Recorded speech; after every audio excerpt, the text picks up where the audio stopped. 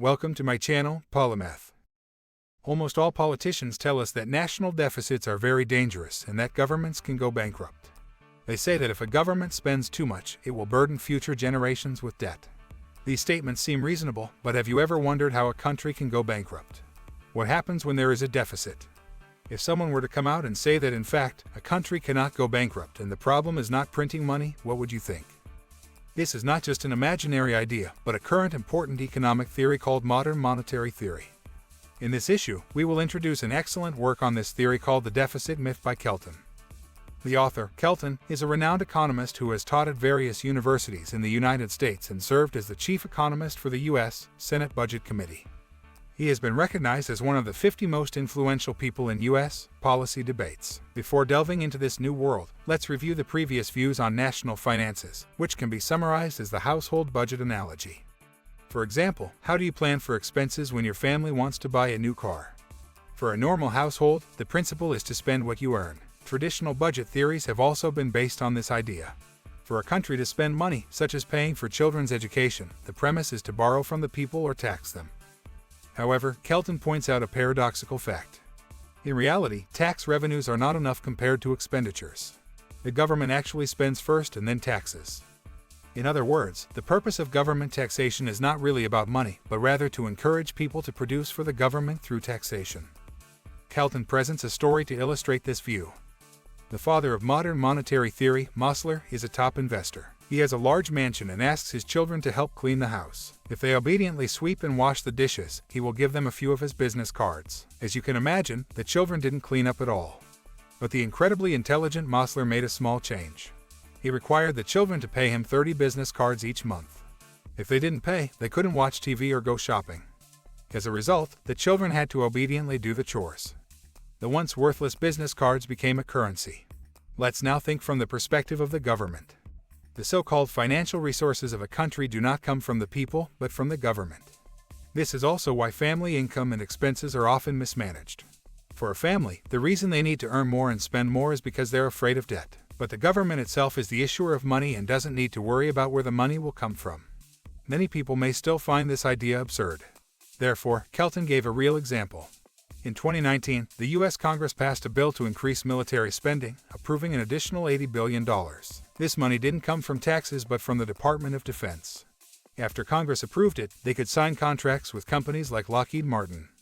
Then, the U.S. Treasury instructed the Federal Reserve to make the payment, and the clearinghouse would find Lockheed's account and enter the amount in dollars. The U.S. government could then get a few fighter jets.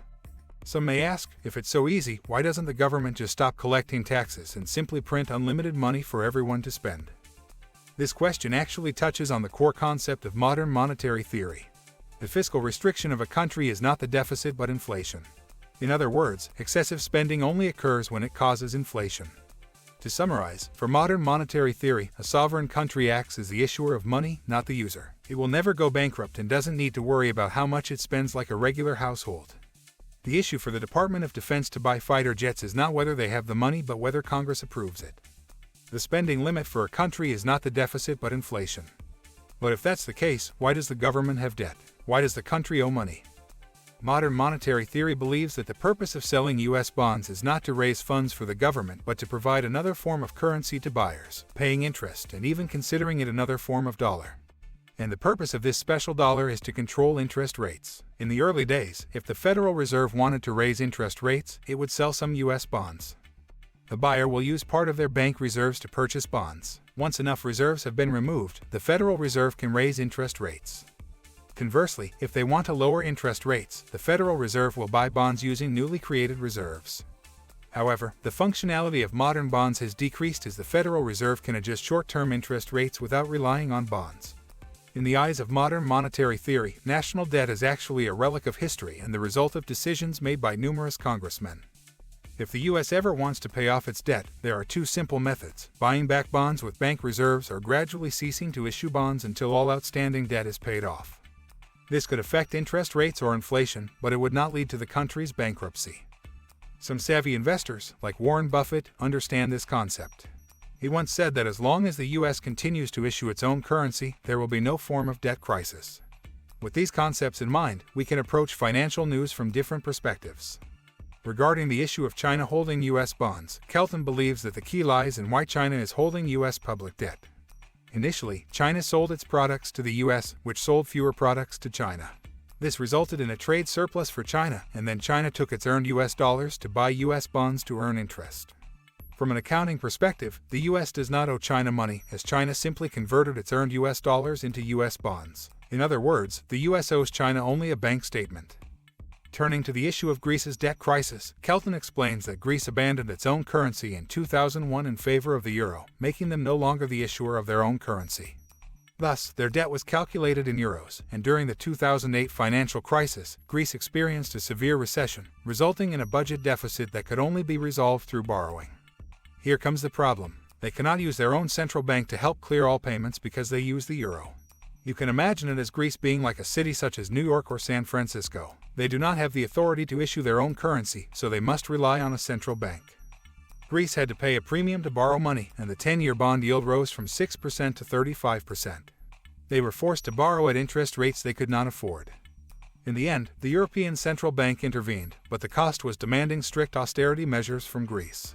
This completely illustrates the possible disaster that can occur when a country loses monetary sovereignty.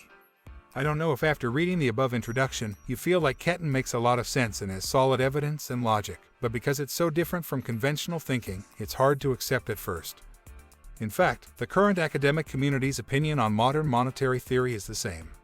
Just from the perspective of Asian academia, they believe that while this theory provides a new perspective, it still needs to be rigorously tested. After all, no country dared to fully open the budget before. Politicians who ignore the deficit may lose the opportunity for re-election. However, we believe that the importance of a theory lies in what problems it wants to solve and what goals it wants to achieve. The goal of modern monetary theory is very clear: to break through the fallacy of the deficit and create public welfare in different ways. In the book, Kelton criticized that every time someone wants to throw money into education or healthcare, there will be someone who emphasizes the need for layoffs and not to increase the deficit. But if it is to increase the defense budget or exempt the wealthy from taxes, there will be no such voices.